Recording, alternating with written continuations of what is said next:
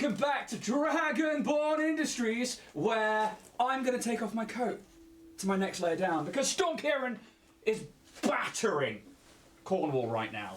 And we seem to be in the eye of the storm right now. And the internet's still holding up. And everything seems to be all right. But we're here for episode 20! Episode 20, Richard. 20! Of painting up the monster manual. We've done this minus a couple of breaks for 20 weeks. How does that make you feel? All tingly in me nethers. Tingly in the nethers. I do need to sort out Richard's box thing, Fluffy. You're right, because I've been busy trying to do everything else. All I need to do is hit that. Oh, and there he is. He's a little bigger. Luckily, you don't use the Discord chat, so there's no private things you can even see in there. But Richard, I'm going to let you jump in first and tell everyone who you are and what you're all about, and then we'll go forwards from there. And hopefully everyone can hear us, and yeah, we'll have a good time today. Yeah, fingers crossed everyone can hear me. I am Richard. I am Warrior, I am Warrior Prince 3D. We are a little 3D printing company that can basically cater for any and all your needs, be it tabletop collectibles, statues, props, anything that basically can fit on my printers. We are located down the south. You can find me on Instagram, YouTube, Facebook, Cry over at Dragonborn, Band of Badgers, Etsy store, anywhere you'd like. That is very, very true. And again, like Rich said, he can print anything. He really can. And not only is like he done many things for me, but he's also done bigger things for us, and from props with the BD1 right the way through to the upcoming campaign Starfinder Miniatures. That right there is King Milner, which is awesome. It's so damn cool. And when you shared that in the Batchers group, I was blown away. But this other thing next to you here, not just the well-painted lava thing that I absolutely adore, the fire giant, but that right there we're going to chat about now because that's new to your store, isn't it? So yes, these are a fresh new release this week and all uploaded to the store in multiple sizes. And I'm going to put that on the screen because these are them here. So the four around the outside, these are the busts, aren't they? They're like zombie DC characters. Yes, so yeah, these are from B3D Zerk, who are one of the sisters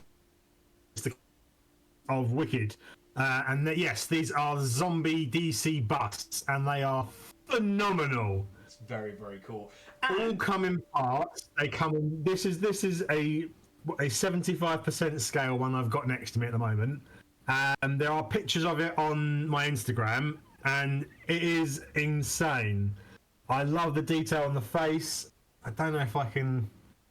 If I pop his head off, I see. Where's me little? I'll close the. I pop him up down. the camera. Ah, it's so cool. I like that so much. I hate this bloody camera. I'm shit at it. That was good. That was good. There you go. I think this is nice and big. It's focusing in on it, which is, man, that skin underneath the nose, like I took across the top lip. That's really, really awesome. It's insane. Yeah. Hello, Dibs. How you doing? Hello, Fluff. Hello, Mist Lounge. I hope you're doing very well, everyone. We are just talking about what Richard's going to be painting today. That's the next thing that's just come to his store. But also, this one in the middle here, this Bullywug, which is what we're painting today and going to be fighting. Tell us where this is from, Richard, because I love that leaf hat on it. So it is wicked. This is from Claymore Miniatures. Making sure I've got the right thing. Yeah, Claymore Miniatures. They are an incredible little company for everything D&D. I found quite a few little nice, monsters like this from there, and stuff that they've done stuff that other people haven't. Beautiful bit of detail, very well supported, very little cleanup needed, and all round awesome for the D&D tabletop. But it's a very, very cool sculpture, this one. I love the just the whole backpack with the is that arrows in its backpack? Oh no, it's spears, isn't it? It's got like throwing spears. Spears, I think, yeah. Yeah, and then you've got like the one it's holding. It's a bit more slender and a bit more muscly than the standard Bullywug from the image, which is down here in the corner next to, well, just underneath me. However, I am going to be painting up the WizKids one, which I have again stripped off its base because I found about 15 minutes before the stream one from I think it was Cursed Forged Miniatures that I had in my miniature bases pile, and I was like, oh, that's like a swampy jungle floor. So I'm gonna paint that and then glue my Bullywug to it, and then I'm gonna paint my Bullywug. So once more, I've bitten off more than I can chew within an hour. To which end, we have an hour to paint these up, and let's talk about the Bullywug first, because the Bullywug is a CR 1/4 creature. It is a very simplistic monstrosity to face a single one against. However, in the monster manual, they do tend to be in more than one of them because they are in tribes. They're usually found within swamps or jungles or wet terrain, caves, places like that, and they are somewhat sentient. They are sentient creatures. They can think, they can talk, they can communicate, and they usually have a leader who is the, I guess, the biggest and the harshest one to the tribe itself, and the one that the rest of them will pay homage to with trinkets or with anything they can find from passers-by or that they find when knocking about. Dibs, where's my cuppa? Because I've got one in front of me here. Mine's only boiled water, if I'm being honest. Hello, Herbalist, welcome to the show. And yeah, so they are a quite a low-level creature with baseline kind of things for D&D in terms of like NPCs or how you would encounter them. I really like them because you can hey Herbalist, thank you for the resub. You can use them for mass enemies because obviously that quarter builds up. Hello Dragon Skull, great to see you. And you can also like buff one up to be a bigger, more chunky tribe leader. Or I like to throw them in with a froggy moth or giant toads because they are awesome as a group of minis. And yeah, I really like, because you can bargain with them by offering them better things, or you can just straight up fight them and they haven't got much in the way of HP or anything. Have you used them in your campaigns before, Richard? I can't say I have. No, I've never used them or even encountered them. Really?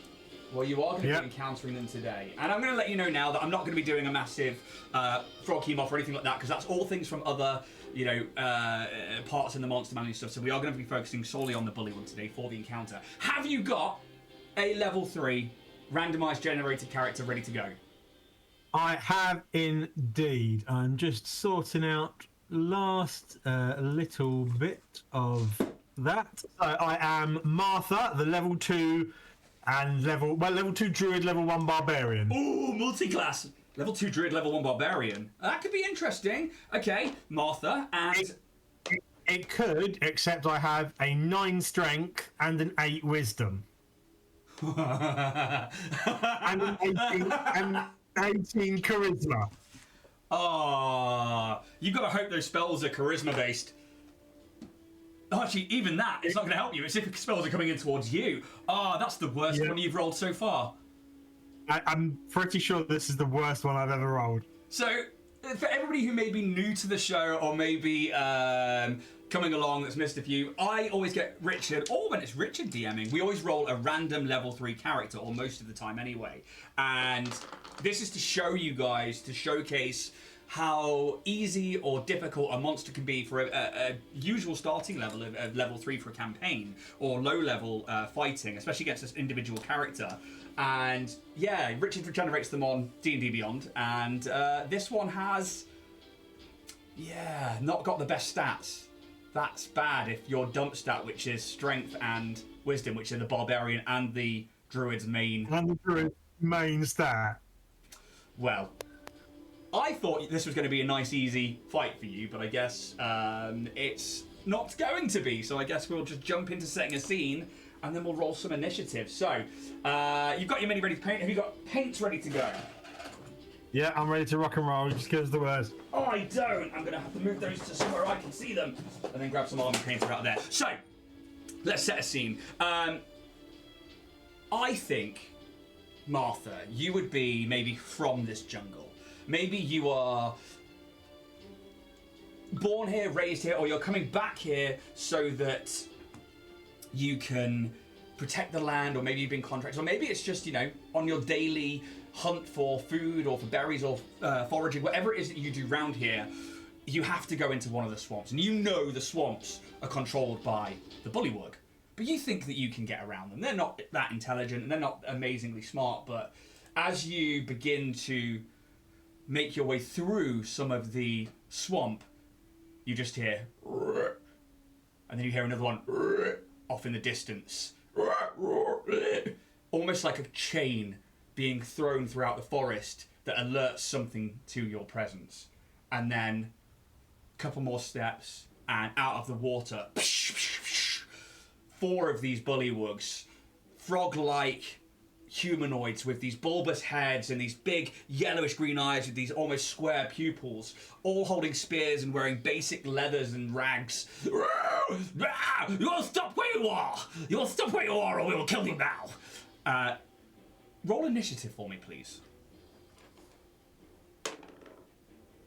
So I'm going to go with that one there. So that is a 9 for me, and they have an initiative bonus of 1. And they are all going to be going on initiative count 10, my friend. What about yourself?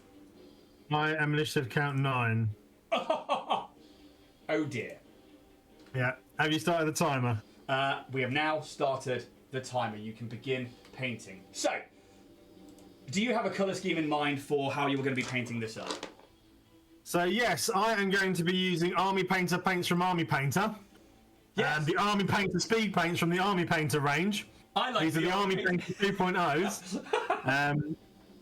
So I am going to be using some, I've got some nice greens out, a couple of yellows and some bits for the base. I'm going to try and keep with that sort of lighter shade on the underparts of the Bullywug, underneath the mouth and the underarms and that. And a little bit on the chest, and have some darker patches, hopefully utilising the Army Painter speed paint range from the Army Painter to do some good blends. Nice! I've never heard of them before. They sound really good. I'm going to be using the Army Painter range from the Army Painter. And I'm going to do a base colour of Goblin Green, basically, on everything. And if they want to sponsor the show, that's cool. I mean, that's absolutely fine. And yeah, I'm going to do a base layer of the green on that, and I'm also going to try and paint up the base first, which is this one here, and has nothing to do with the WizKids Mini, because I decided to do something silly before I even got to it. But you... That's just how we roll. That's exactly how we roll within the hour that we have with the Army Painter paints from the Army Painter.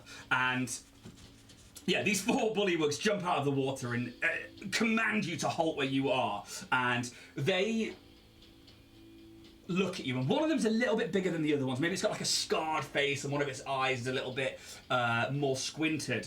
And it's like, you will offer some token of gratitude to pass through the great frog master's lands.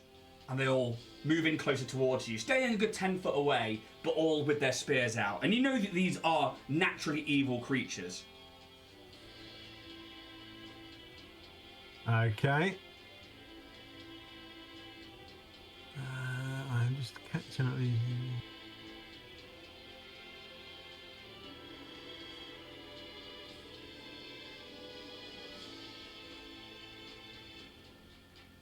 And I'm going to get that Goblin Green onto the skin first, so I've got time to let this dry, a nice thin layer of it in those recesses.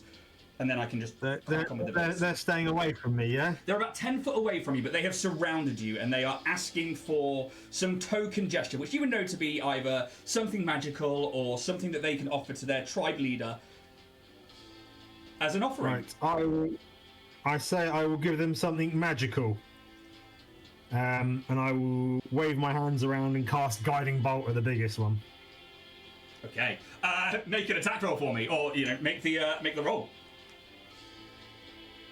Okie dokie.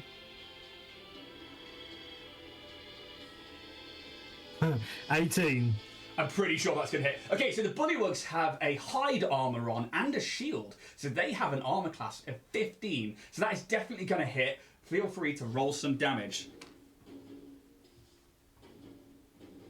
Okay, so that is 4d6 damage. Oh, 12, 14, 16 points of damage. This one erupts in... What does your, like, Sacred Flame look like? This is Guiding Bolt. Oh, sorry, what does your Guiding Bolt look like? I listen to my players, I promise. So, as I sort of look to the stars, calling for help. One of them sort of gleams brightly and descends from the sky, falls into my staff, and I whip it out at the biggest one's forehead.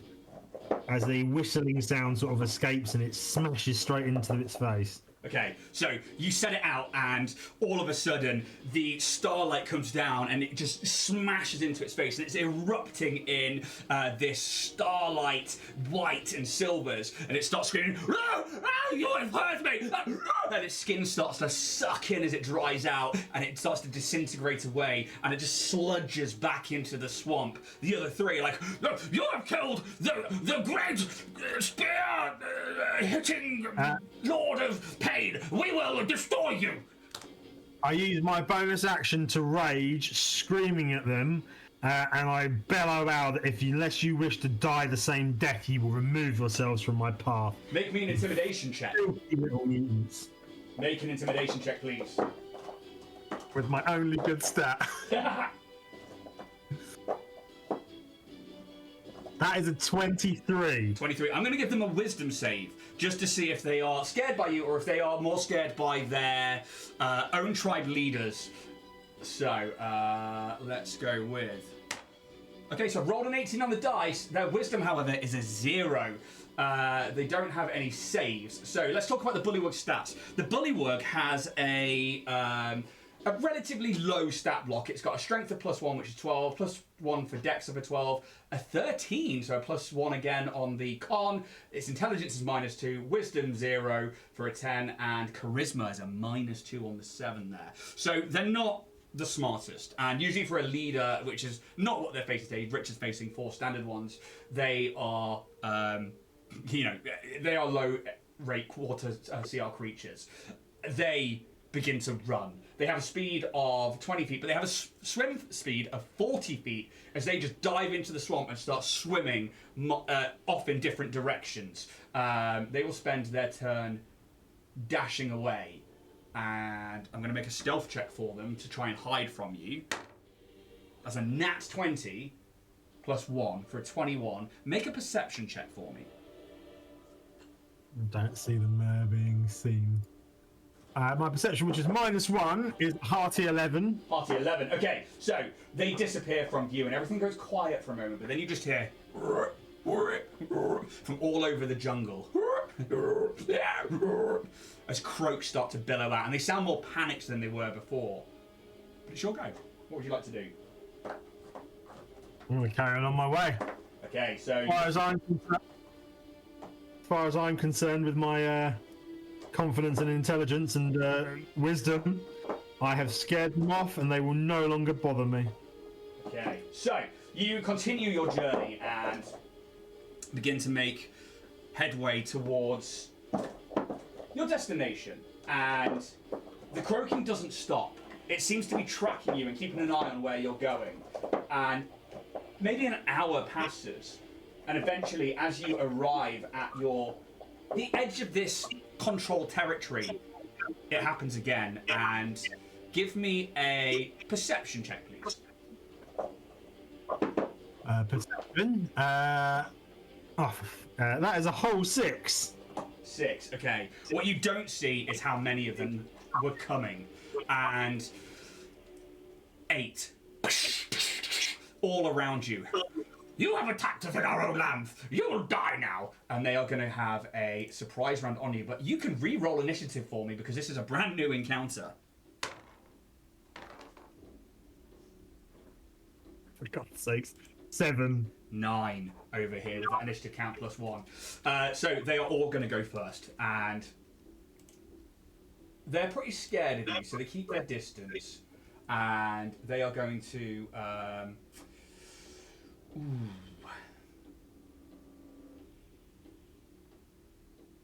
Yeah, the first one's going to come in with its spear and do a multi-attack. This one's going to be a +3 to hit. It's an 18 +3 for a 21. That hits. So this is single-handed. So they do have versatile. So they have a D6 or a D8. This is only 7 points of piercing damage from the spear. 7 points? Yes. And I'm going to take some Army Painter wash, some military shader wash, and I'm going to paint over that base completely in its entirety. Just over, I primed it in a bone colour, and I'm doing this just to add the depth to those leaves, and then I will pick out the leaves with a dry brush. How's it going for you? So I'm going right. I'm using an algae green. Oh, lovely. And who's that from? Which is that's from the Army Painter Speed Paint Army Painter range from Army Painter. Nice. And that is a nice darker green, and I'm using that for the flesh of this thing. Okay. So mine so far is quite literally just the base like so, which I will then dry brush and sort out in a second. And I've got the green skin on for the Bullywug. I will then work and try and get the tan on for the tabard, this hide armor that it's wearing, and we will go from there. However, the first one jumps out and gets 7 points of piercing damage on you. The second one, it's got a second attack. It tries to bite you as it gets in close. Probably misses with a 6. Yep. 3 with a +3 to hit. Second Bullywug, 10 +3 with a spear. Just hits me. 13 drop. That's okay, so I know what I'm looking for now. The next one is going to be a d6 +1, which is 3 points of piercing damage. Okay. Then its bite attack is a nat 1, so it falls prone. The next one is going to move in. It's an 8 +3 for a 11. Which is going to miss. Then its misses. Bite is a 15 with a 12 +3. Let's do that. It's a d4 +1 for the bite, which is going to be... I need to clear those dice things out of the way from D&D Beyond. I do like the dice roller on D&D Beyond for this. 3 points of piercing damage. How are you looking? Yeah, I'm alright. Okay. 3 points. The fourth one, 5 +3. Gonna miss. Next one is a 14 +3, which is gonna hit again with the bite as they come in. You're dodging deftly or knocking back the spears as they come in, but their bites all seem to like lock in. 5 points of piercing damage. 5 points. Yeah. A little bit less. The other 4 can't quite get in at you because the others are surrounded. So you are surrounded, 5 foot by 4 of them, and then 10 foot by another 4 of them. And I will say the rest just move up, but it is your go. Okay. Right, so just apply a bit of that paint. I'm going to grab some Army Painter from the Army Painter. Oak Brown.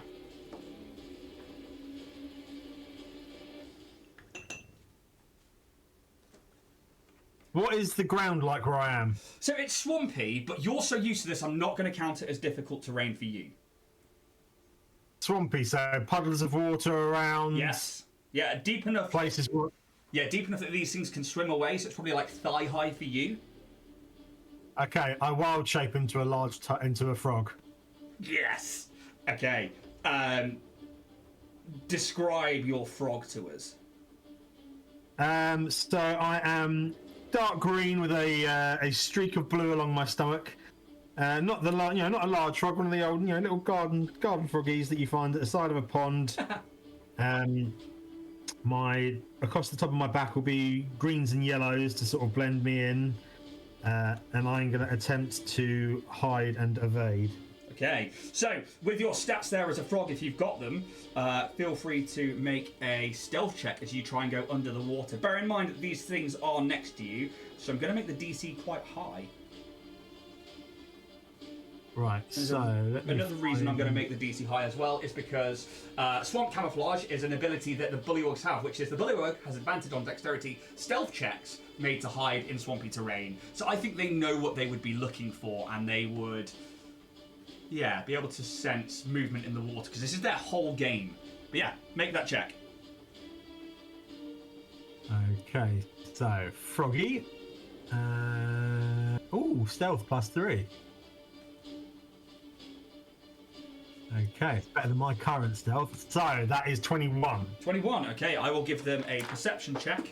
The DC was going to be the 20 mark, but you've beaten that. So I'm going to give them as a group an advantage on this one. Oh man, that is a nat 20. Plus their wisdom, which is 0. I don't think I can roll past that. Nice, I get away. So they go to like move in with their spears and stuff, and they can't quite get the purchase. And as soon as they lean in, you see a gap between two of them, and you leap out between them. So on their go then. Is there anything else from your turn, by the way? No, I'm just going to use my whole movement as a frog, which is 20 feet. Is that to basically swimming? get away from, and I will dash away from them.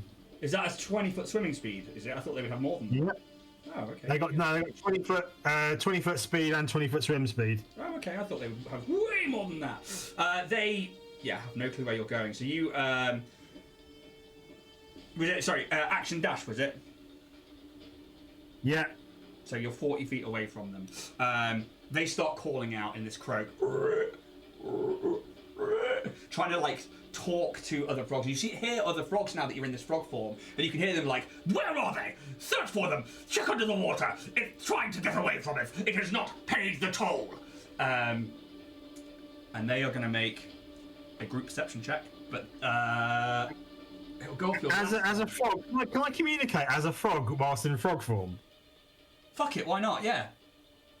I'm going to try and throw them off and basically croak that I've gone in another direction. Okay, so as a frog, feel free to make a persuasion check, but you get to use, because you're a druid, your standard stats. Can I make a deception check? Yes, you can. That's what I meant. That's I'm happy to be corrected. 15 plus 6, so 21. 21. Okay, I mean, I'm pretty sure they can't get past this with their intelligence of plus or minus even. No, even with their charisma or anything like that. They're like, "Oh, they are heading to the south. We know where they are. We will find them and destroy them." And they all start charging off, and like some of them dive under the water. You can feel like the silt and the mud being kicked up. And yeah, they start moving the other way, and you are free to go on your way. I remain in frog form for as long as I can. Which I believe is an hour. Yeah, I will go about my business of what I need to do, and then I will turn back into something to travel away from here. And as simple as that, you are on the edge of where you needed to be anyway, and you move outside of this Bullywug territory, and I would say that is you dealing with the encounter in a very druid way. I didn't expect it to be as short, and the first time round you dealt with it, and I was like, okay, let's throw another 8 in them later on towards their territory, but no, even with bad stats, you've played it perfectly, and you've played into those bad stats by using your charisma, so yeah, well done, man. They're not the smartest of creatures, Bullywugs. They are, as Absalom says, hey Absalom, how you doing? The worst name in D&D history, I agree. And I'm not going to get into that, but I agree.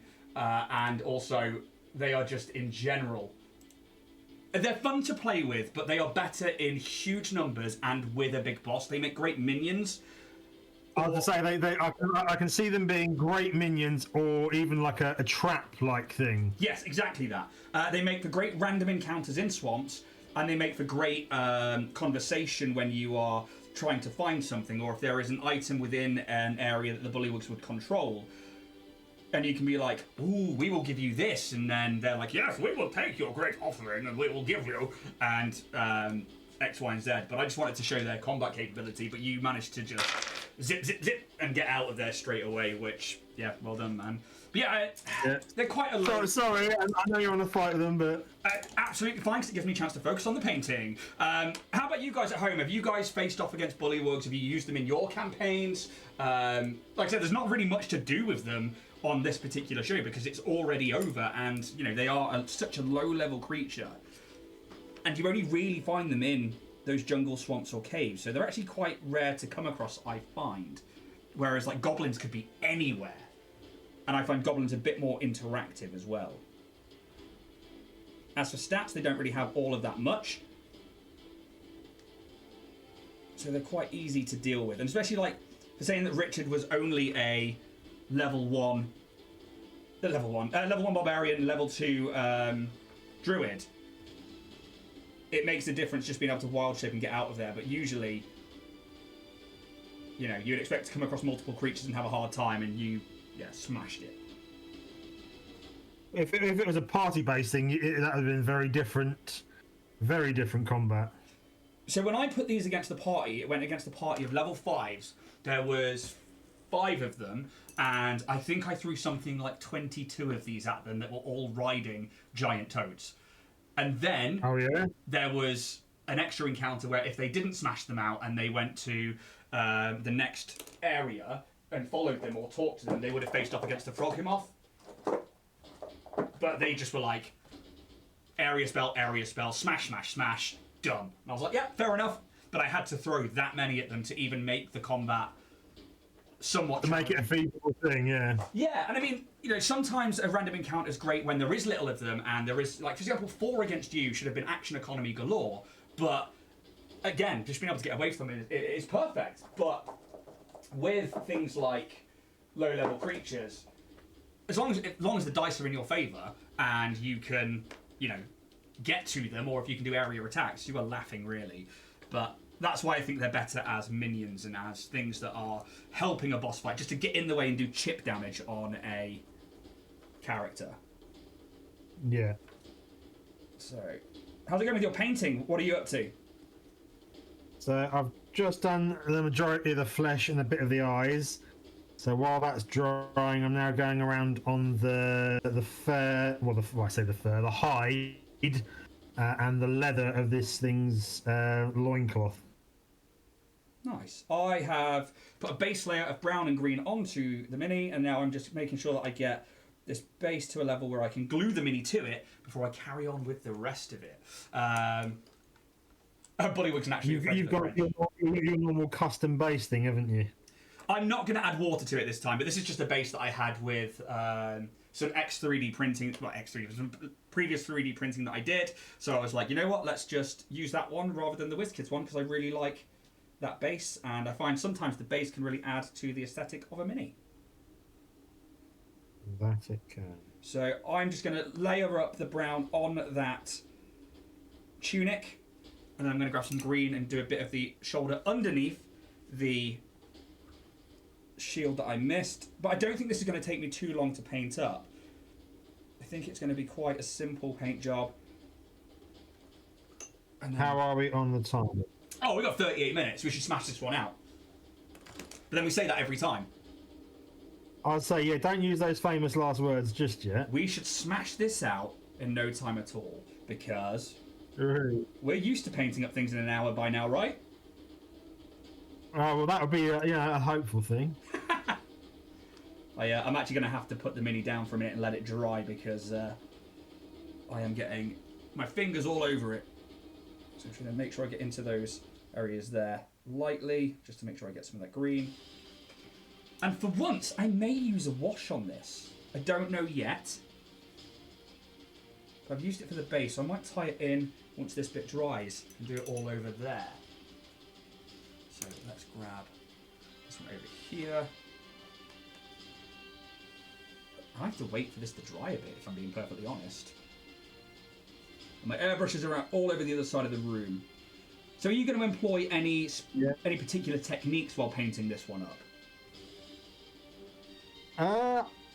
I'm still having to play with these speed paints, to be honest, and trying to, get a feel for some of the blends. I'm trying to sort of wet blend as much as I can, and trying to sort of see how they flow and work with them, and getting used to them before I try and do anything too fancy-footed. Yes, and I think the thing that I've learned from you doing things with the speed paints and the contrast paints and stuff like that is to water them down a little bit and to go easy on it. I've got the speed paint medium there if I need it. Ah, nice. And yeah, I was playing around with some of the speed paints yesterday, and yeah, I've done like a large surface area, but I watered them down like you said, and I can push the pigment around a lot easier then, but it does mean it's got a while to dry afterwards, but that was okay. I'm not too worried about that, but it was terrain painting, so I wasn't too bothered about how the mini looked, whereas this time around it's like, I've got an hour, I need to get this dry. Yeah. So whereabouts? Any questions from the audience, actually, while you're... Not at the moment. Dibs had asked if Bullywugs are naturally afraid of the French. As he would. Yeah, exactly. And yeah, people have just been chatting among themselves, which is really nice. But it's interesting because I like the Bullywugs because they're one of those silly monsters, I think, that they're, you know, designed to be obviously like a humanoid monster with some level of like you can have an adventure based around them. But I like that they can also just be a random encounter that you just have one day and can, well, when you're in those areas and can just let your party go. I say that they're also the sort of thing that a party would underestimate quite quickly. Yes, especially the numbers of them, because obviously they are a tribe-like folk, and they would obviously attack in numbers or have patrols out and stuff. So I do agree with that. And if there's loads of them, the party might just be like, yeah, these are only small, and then all of a sudden a multi-attack, which is the whole thing for a Bullywug. That's everything they've got. Is that I can, you know, hit with a spear, and then I can go with the bite. So that's the danger on these monsters. There's not really anything on the Magic 3 apart from that, because the armor class is quite low, but they do have the shield. You could then disarm them and knock them down to like 13, or you could do, you know, various other things control-wise. I believe they only class as a monstrosity and not a humanoid, so you couldn't use like Charm Person on them at low levels, but at later levels you could definitely use things like Charm Monster or Dominate Monster and things like that. So I'm now going to put this into... I'm going to leave that on there to dry a bit longer actually, because the glue came straight off. This is what you get for not prepping before the stream and trying to do it on the stream. All good fun. That's alright. We've got a spare if this one doesn't work out too well. Hey, Velvet Plum the Space Marine, popping in for 5. Love a Bullywug. Yeah, we've... Richard had 2 encounters with a group of 4 and a group of 8 and just smashed it and got out of there. And yeah, it's one of those things as well where in D&D you don't have to fight to the bitter end. You absolutely don't. If you are outnumbered or if they're getting hits in on you, you can run. And Richard did exactly that. He turned into a frog with his druid and he just swam away, having a greater speed and a greater stealth check than they could beat, and got away with it. So yeah, absolutely smashed it out. How's everyone doing this morning anyway? What's everyone up to? I'm waiting for some glue to dry before I can even think about putting the next levels or next layers of paint on, so I've got a little time to wait. Although I can see your green from here, Richard. That looks so bright. But I suppose actually other people can't, so I'm gonna... Oh, that's so awesome. I love that leaf. It's very, very cool. He's a leaf on the wind. I like it. Let's grab OBS there. Right. Come on, dry! Oh, what I might do... Put it over here for a moment. See if I can get that to dry on there. Right. I'm going to pick my next Trying to colour. also work around shaky fingers this morning. Oh, really? Yeah.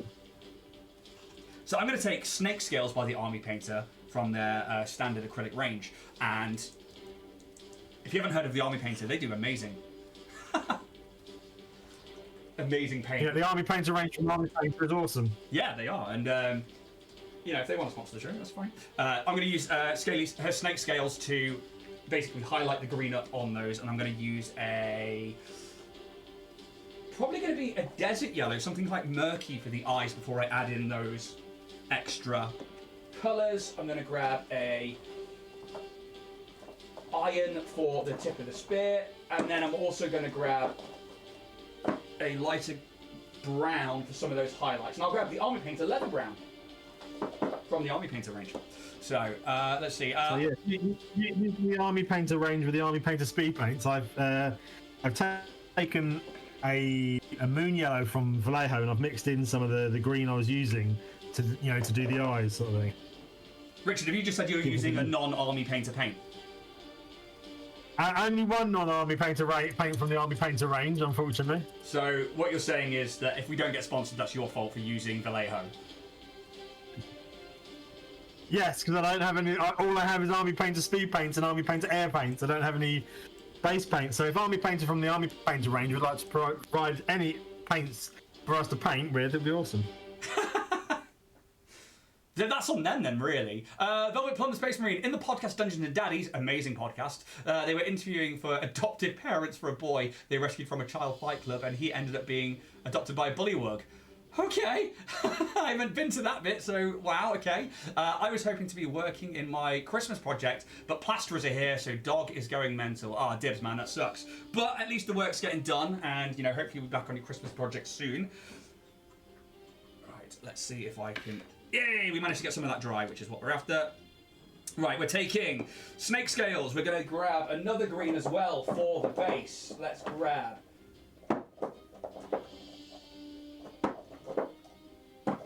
Oh, Army Painter, I need to make bright.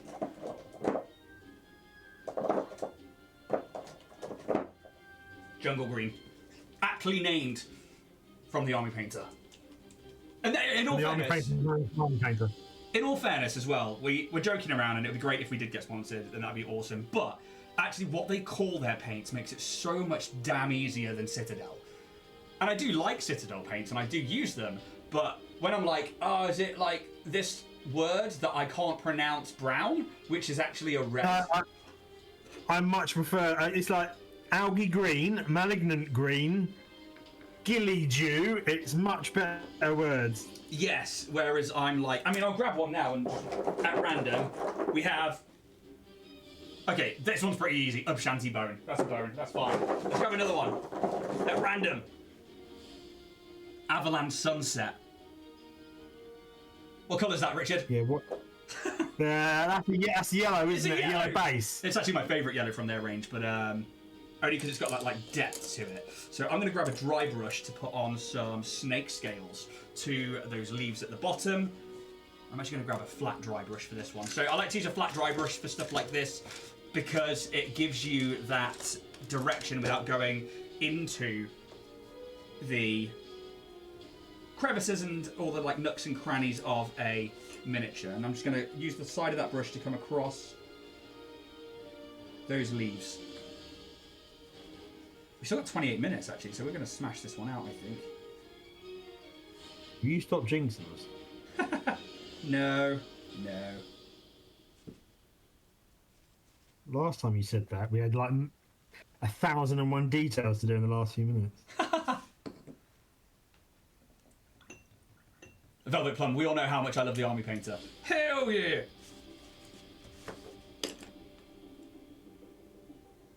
Right, so that one's that one. There, I'm going to grab the green. I have been going around with a crystal spider this week with the Army Painter speed paint range. Oh, really? Yeah, that's been quite fun. Trying to sort of get some of the, see how the effects go and stuff like that. Nice. How's that been going for you? Yeah, there you go. There it is. Dude, what the fuck? That's awesome. Man, that's so cool. Where's that from? The model is a Loot Studio crystal spider from the Nidavellir release. Oh, really? Basically scaled up a lot to be a big boss jobby. That's very, very cool. And where's that available? That is it's from Loot Studio, so they unfortunately don't have a merchant license. However, if it is wanted to be printed, I can print them for people requesting. So if they've got the STL, they can send it to you and you can print it. They've got the STL, or basically what I do is I rebuy the STL from Loot Studio and it's printed that way. Nice. I have to reglue this to the base because once more it's not stuck. I think this week it is a lost cause for me with trying to get this looking semi-decent, so I am just going to go for a very rushed job. What, is it just not gluing to the base properly, or? Yeah, because I primed really late on, like 10 minutes before the show, and then also had to like try to paint up the mini before and the base before putting it onto the base. I am fighting myself here. I'm just trying to keep it stood up for a little bit just so I can... Have you got a scalpel blade to hand? I do. Give each surface just a few swipes. Yes. Crisscross pattern either way. Yes, I've done that. You done that? As I say, that's my usual last ditch effort. Do you know one of my other methods for that? Baking soda. What's that? So I do like the crosshatch on either side, and then I sprinkle a little bit of baking soda on the base, put the glue on the feet, and then touch it to the base, and it sets like cement. However, I don't have the baking soda up here, and it would just absorb all of that wet paint. So I'm going to grab... Yeah, let's get that metallic on the tip of that spear while everything else dries. That's it, and the way they've sculpted this guy, he's got stone spear. I think in the actual picture as well, on the from the monster manual, he does have a stone spear, but I'm just going with metal because I've got it right here, and it was the first one, if I'm being honest, I grabbed. I know that's probably wouldn't be something they have, but maybe they found the shard of somebody else's dagger that's been through the forest. Maybe it was an offering from somebody else. Dib says, Pasty, tell Beard to show off some of his Flesh of God stuff. The new November set looks awesome. Do you have some to hand? I don't, because where I can sell them, unfortunately, I think the majority of them are in stock boxes. Oh, really? So I had an event over the weekend, so everything then gets packed up and yeah, that makes sense. Goes with me. Well, but, I am aiming to get a lot of their stuff onto the store as soon as possible. Not only that, is I bet you could probably see them on your Instagram. Yes, I have been putting bits and pieces up on the Instagram, and Dibs, bless him, is doing lots of sharing for them as well, which is a godsend. Yes, I've been seeing that. Greatly appreciated. Always. But, I will be doing some more bundle offers and stuff more towards Christmas. Ooh. Can you tell us any more about that? So obviously with some of the Artisan Guild stuff and some of the D&D bits and pieces, I'm trying to work out and get some starter sets going, basically. So, for instance, if people wanted to do a Bullywug fight or a Goblin fight, I'm going to start doing actual sets that basically will just cater one whole fight, so they can choose a challenge rating or choose how many models they want. And you'll have, say, an Orc and 3 Goblins or any number of things like that, and it'll be mixing and matching different sets and even different sort of makers. So you could get a few Artisan Guild ones, Flesh of Gods, cast and play, but it will give you a whole fight, a whole scenario. Okay, so that's cool. That's very even very a couple cool. of bundles with even a couple of bundles with terrain pieces and stuff as well. See, that's something that I don't think a lot of other 3D printing businesses are doing, which is awesome, because I certainly know that when I first started DMing ages and ages and ages ago, and I know like shows like this are a rush, and 5 minutes before the show we're like, quickly go make a character, I'll think of a scenario with whoever's DMing, and it's quickly like thrown out of absolutely nothing to do what we do. However, when you start DMing and you're like, okay, I'm gonna really prep this session, you have that time, and I do it when I actually have time for my weekly sessions to prep. And I'm like, look, I 3D print just like you do, so we can go off and print, but actually to be able to go, okay, I need all these Bullywugs. Where can I get them all, and where can they all be in one place? I think that's a smart idea to have them as one thing with some terrain and, an encounter basically in a box. Not unlike somebody like Steamforged Games. Yeah. And I think that's very smart, dude. Very, very smart. So everyone go check out Richard's bundles whenever they release.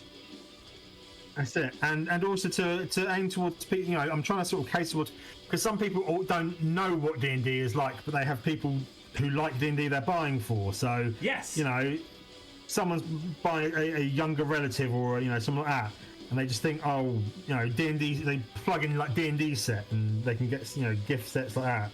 That I think is a very, very, very smart idea. Dibs, everyone go check them out, or his or mine Insta account, Phenomenal Prints by Richie. Yeah, they absolutely are. Absolutely are. But yeah, I agree. I think that doing them in sets like that is needed more than anything. So yeah, I think that's a very smart idea. I need to grab some other colours. So let's go with. So I've managed to put on a little bit of bone work for the rope and for the teeth around his necklace. Obviously, it's a soft plastic, the Nolzur's one, so that spear is a little bent, but that's going to be absolutely fine. Once the brown's dry, I will dry brush over with the leather. I now need to go in and highlight some of that green skin up and get the eyes in there. So let's grab. What have we got on timer? You got 20 minutes. We're not doing too bad, are we? No, we're doing okay. We're doing all right. I still think we'll be done. I definitely want to black rim this base because I don't want to have that cream over the side as it looks messy.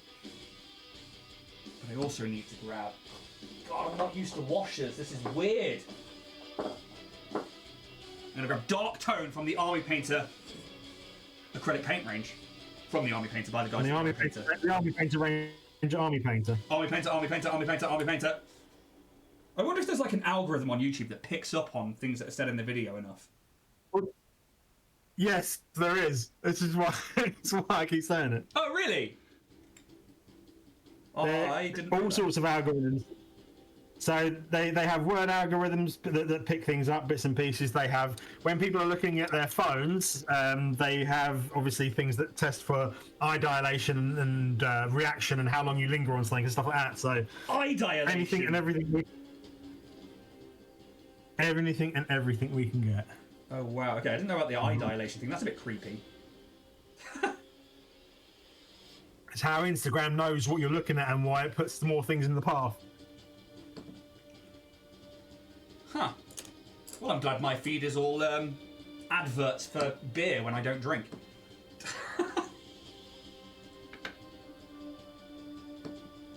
It's obviously got it right with me. Right, we want some of that lighter brown.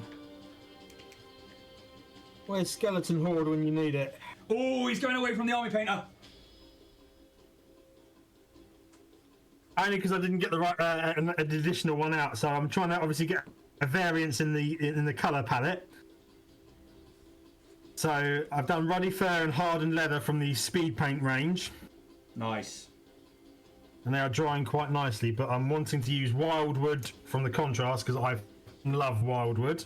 And Skeleton Horde because it's always great for doing with ropes and bone and bits and pieces. I agree. I actually think that Skeleton Horde and things like bone speed paints are fantastic for ropes and for those kind of things. One of my favourite paints is Templar Black or Black Templar from Citadel. I use that for pretty much all of my detail work when I'm not using a wash, which is all of the time, except today where I'm using washers, which is weird. I'm not used to it, but I thought I'd try it out again.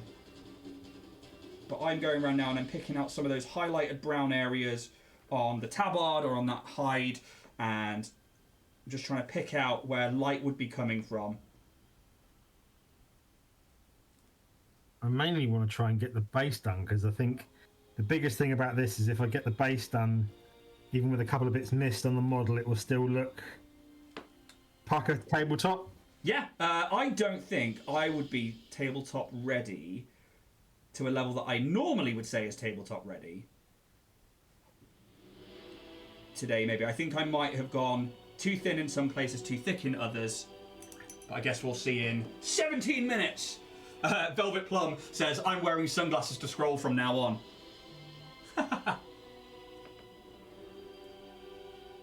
Right. Get the rope on the back of his neck that's holding up those lovely teeth they've got around their neck. What I'm also trying to do is, I painted the teeth in with this bone colour, and then I let that dry, and where the rope was that standard brown before, where I base layered, I've now put a tiny little dab of that bone in the centre of each bit of rope, so they are roughly the same colour, but having a border of that darker brown. Then I will grab, I need my yellow for the eyes, let's do that now. So I'm using Desert Yellow from the Army Painter. This is one of my favourite yellows for layering up browns and giving them highlights, or for base layering some yellows if I'm not using my Avalanche Sunset. And put tiny little bits in there. They're not peeping my dilations, no siree. Right.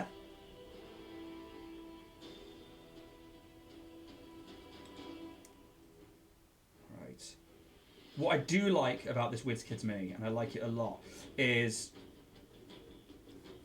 the eyes are really quite pronounced. And they're quite bulbous, so you can get in there with the brush without needing to stick on my nerd goggles. That's what I quite love about this one. The eyes are nice and big on this. There's my black. So I'm now adding some green highlights to the top of the head, just where light would be hitting. I'm doing about 2 layers on this mini. I'm really not going that far. I am, in essence, doing a very, very basic paint job. Well, that is kind of what this is about. Yeah, I guess. But I mean, even for me, a base paint job, I'm taking it very easy and very relaxed. And I've got to admit, it's not that my heart's not in this one, but I'm not too bothered about the outcome. Okay. If that makes sense. I think that's only because I don't think these are going to hit my table that often. No, they are one of those ones that it is a case of, you know, it is a very, very unlikely sort of thing. Yeah, and I think that with... I do like the Mini. I really like it. But because I think if I had the one that you've got, I would use that as a grung, as a player character. Because I love the grung. Yeah. And I do prefer the grung. I do favour them. I've played them before, and they're amazing. And they're more tree frog-like.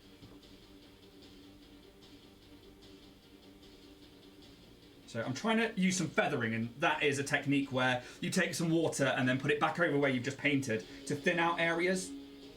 And I'm doing that to make it a sort of patchy green in places, to look like there is a bit of blend to the skin tone.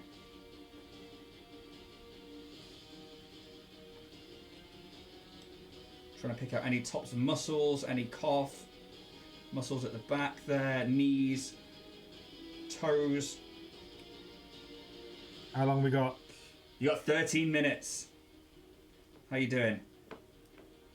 Yeah, starting to look at the base and trying to decide what to do for it. Yeah.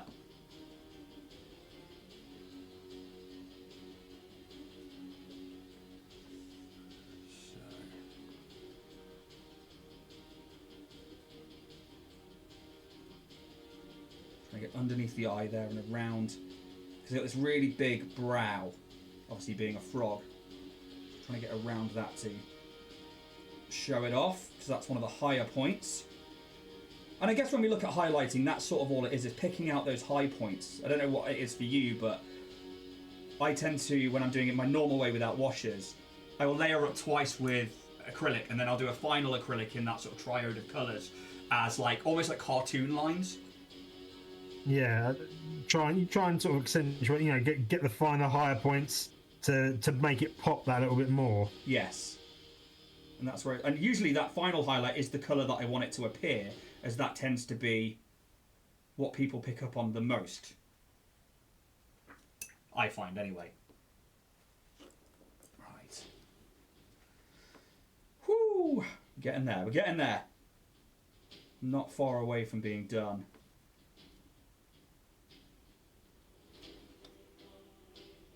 Do you think you're far away? No, not too far. Okay, so let's grab that there. So in terms of patchwork, this is what I'm trying to get to, which is to highlight things like the front of the face there and the legs, especially over the knees and over the upper thighs, the muscles on the arms, and anywhere light would be hitting it. And then we want to feather into the shadows.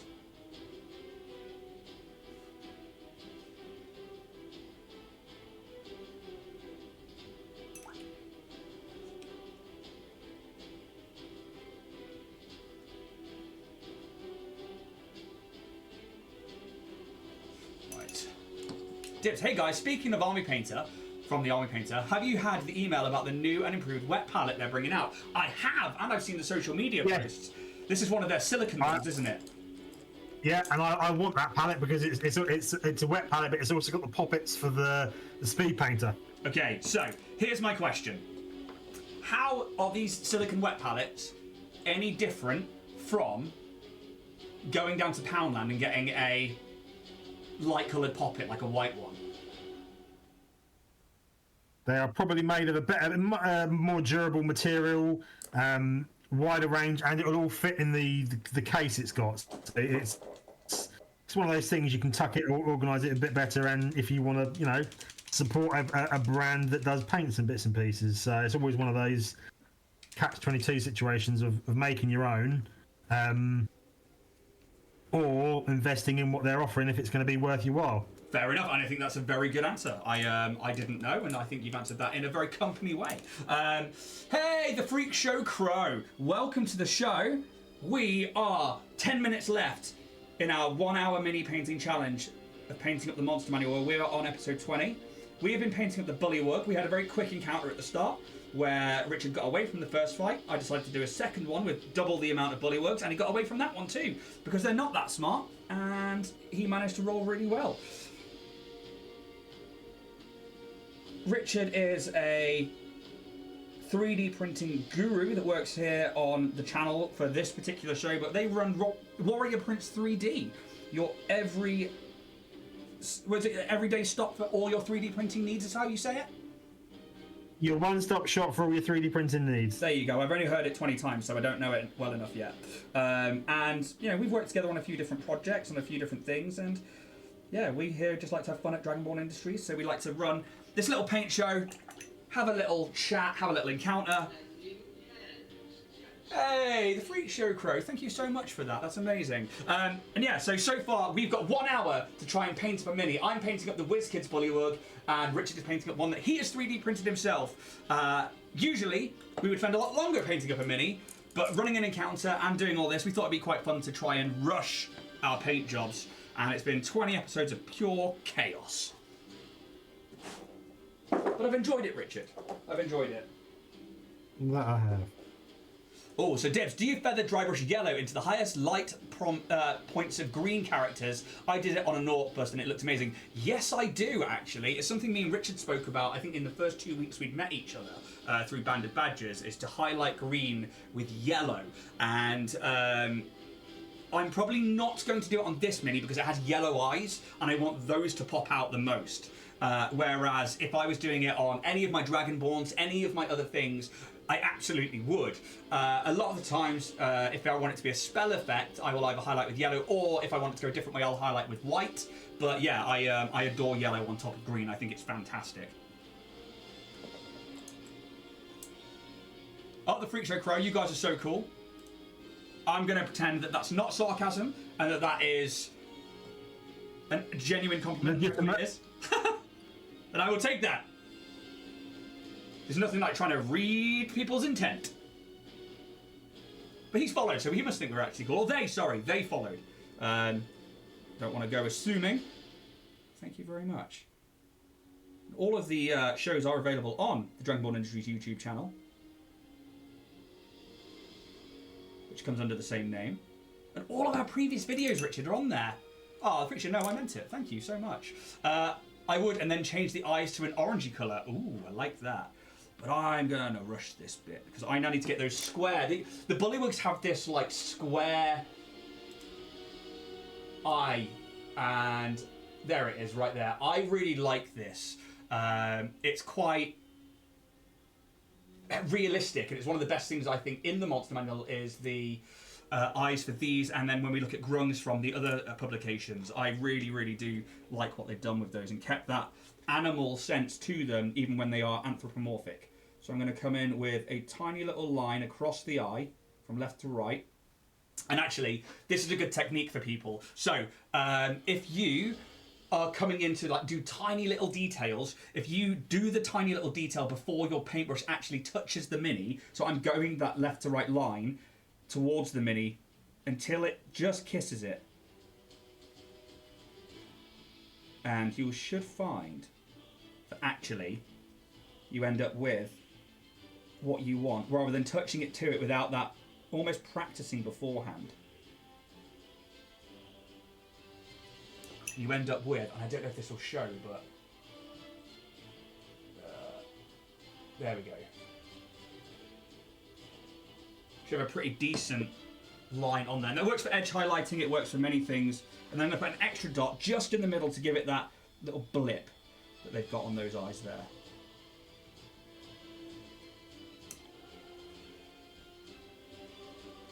So let's quickly get that bit and then we'll read chat because I can see there are a few messages there. How are we timing wise? You've got about 5 minutes, Richard. Good.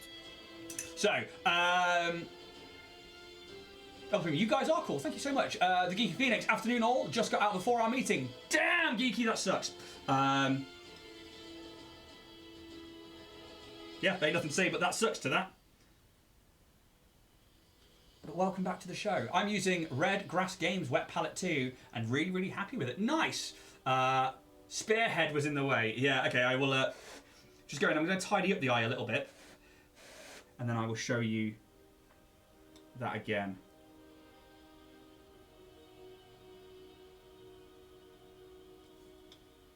So, I'm just going to bend the spearhead down if I'm being honest. Come on, focus. Oh, it's not going to focus! This is really hard to do when the OBS screen is on the other computer. Get it.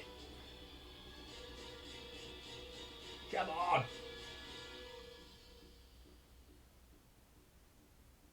Why are you not focusing today?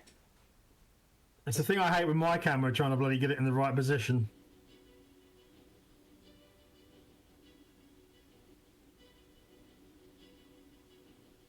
Sometimes I have to go really close, sometimes I have to come really far away. There we go!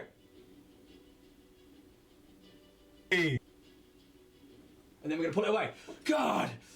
The Mind's Eye, hey, welcome back! Look good through the blur. Thank you so much. The Mind's Eye morning from the US. How are you both doing? Yeah, we're really good, actually. We've got about 3 minutes left on painting. And my base is messy as hell. I don't like what I've done with it.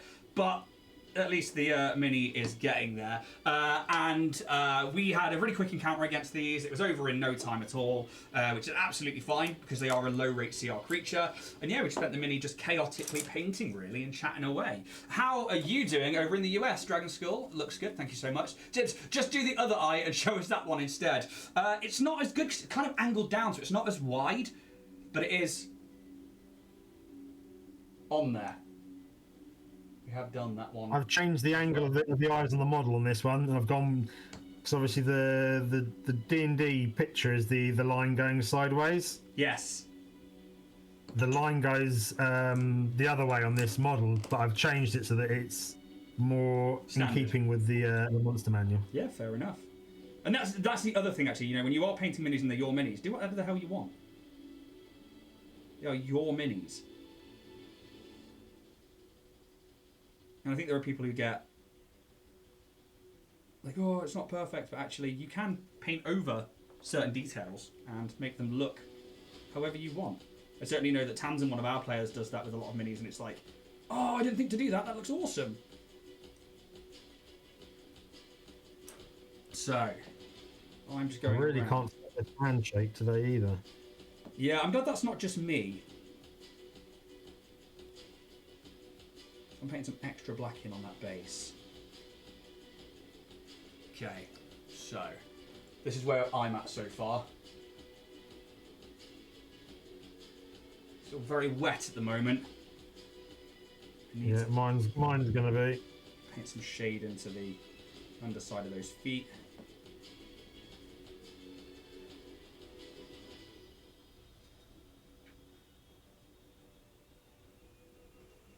What I really want, in fact, I might do the yellow on the leaves at the bottom. Maybe that'll add some brightness down there for the jungle floor, because we've got quite a big, thick black base. Glass palette.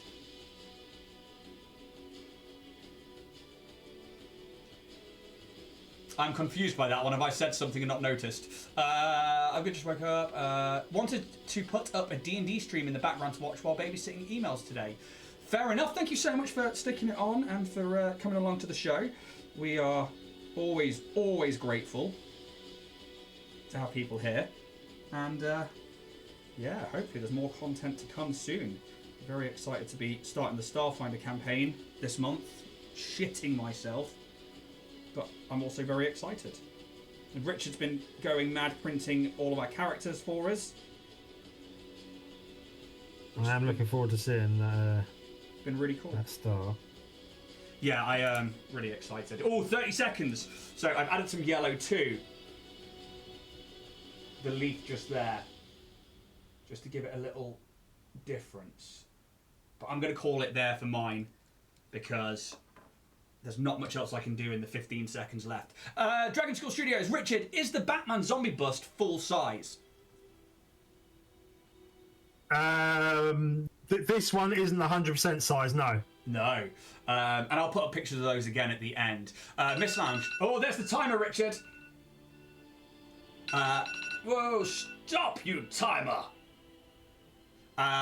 Miss Lounge, you can always check out the Miss Lounge full back catalogue on YouTube. You absolutely can. And Mike, I still haven't caught up with where I was last time because I've just been busy and we've had half term and stuff. But I'm going to intend to carry on with that this week. But yeah, do check them out. The Miss Lounge have their own show, and yeah, they've been doing it for a while. They've got 2 campaigns up. Really worth checking out. Geeky, Velvet was after a new palette to carry on her beautiful paintings. Ah, there it is. I was like, I don't remember mentioning glass or a palette. But yeah, there you go. And any glass palette I use is for dice making. So, Richard, how has your Bullywug gone? I am tabletop ready with just a couple of touch-ups needed where I've missed a couple of bits. Let's see if I can actually get it to... Oh, dude! I hate trying to do this, right. There you go. Just there. It should focus in. See, I like what you've done there with the yellows again and those bright greens. Especially on the edge of that leaf. Try putting the thing behind it again. And there you go. Oh, see, you've got the eyes as well. I'll have to do some photos afterwards just to show it off. Yeah, absolutely. And that's one of the other things, guys. So, we take pictures of these pretty much straight after the show and try and get them straight up onto Instagram and across Facebook and all those socials. And Richard's always look incredible. Mine, on the other hand, Velvet Plum, sorry, I was doing the dishes while listening. Absolutely fine. Miss Sounds looks great. Geeky Phoenix is looking great. Herbalist is looking great. That's a chat between other people. Awesome as always, and looking awesome. And my little guy here is, I'm going to see if I can get a better light on that. There we go. So, my little Bullywug is here. And although I blacked the base just because it was the simplest colour that I had, I might go in again once we finish this and go in with the brown, maybe just to tie that into their tunic. We've tried to highlight across the head more than anything and get those eyes behind the spear all done up, as that's going to be the main point of interest. That and that necklace, that collar of bone and teeth that they have around there. But that is my somewhat didn't think about it paint job, but I'm tabletop ready. That'll be absolutely fine. But yeah, that is the Bullywug. All done and dusted. Episode 20. 20 monsters. Well, no, it's not even 20 monsters, is it? It's 20 episodes, but we've done a few episodes where we've had multiple monsters, which has been... So we've done a few episodes now with multiples, haven't we? Yes, we absolutely have. And I think like the Blights were one of those ones. So he looks great too. Thank you so much. I like him. Awesome job, guys, again from Absalom. Thank you so much. You made me think he was going to look like a silly potato or something. He's awesome. I think he looks a bit like a silly potato because I don't know.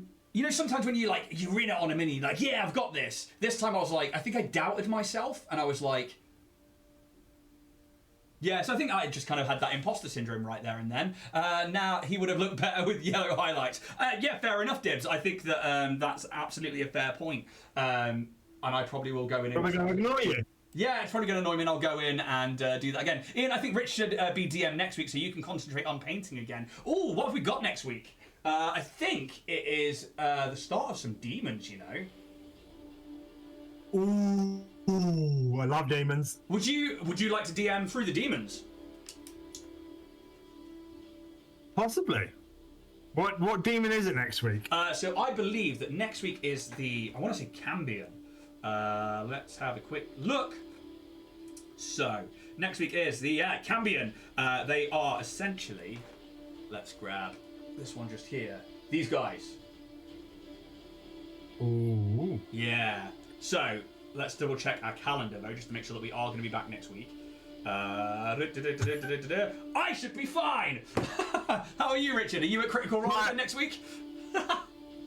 As far as I know, I'm not anywhere next week, so hopefully. No, it's one of those things that happens. I should be fine. So, okay, let's go with Richard DMing next week. Is that all right with you? Okay. And yeah, I can do. Sweet, and I will randomly generate a level 3 character for next week on the day. I will create some banners and put those out, and then yeah, it's that's episode 20 done. We're into the 20s, mate. Can't believe that. How many demons have we got? Oh God, I don't think you don't have to do all of them. Obviously, like we can, you know. No. We can mix and match. But do you need the model next week? I actually think I do need the Cambion, you know. Oh, actually, the Cambion is the first of the Fiends and Demons, but actually, it isn't. It tied in with the rest of them in the monster manual. So you've got that one, and the week after is the Carrion Crawler, and then we've got the Centaur, and then the Chimera, and then we're really into things like Aberrations and stuff after that. So actually, yeah, we'll just take it by ear. So next week, Richard's going to DM. And we'll go from there, and I'm going to sit around and get my character killed and paint up some red. Which actually I already know what I'll do for the red because I've got my techniques for that already. So I'm looking forward to that. If it's red, I might have to pop that one out, but we'll see how we go. Nice. Shut up in your face is perfection. Thank you. Go on. For you DMing. Missiles, well done, boys. Dibs, dude, do you make dice by any chance? You know what? I do. I do make dice. And you can see them on www.dragonbornindustries.com. Or you can message me on there or on Instagram for custom sets. And Herbalist, that was fun. Have a great day, everyone. Yeah, guys, thank you so much for tuning in to this absolute chaos that is this show that I absolutely adore doing with Richard. Thank you so much. Each week, you guys are just amazing in chat. And yeah, we'll see you next week. Who was asking about the zombie busts as well? Say again? Oh, yeah. Who was asking about the zombie busts? So the zombie bust that Richard was doing. Are these here? These right here. Which are from Richard. There you go. They are all of those ones right there. And you can check them out on Richard's page. But cheers, guys. Thank you so much. We'll see you next week. And may those dice gods be ever in your favor. Take it easy now.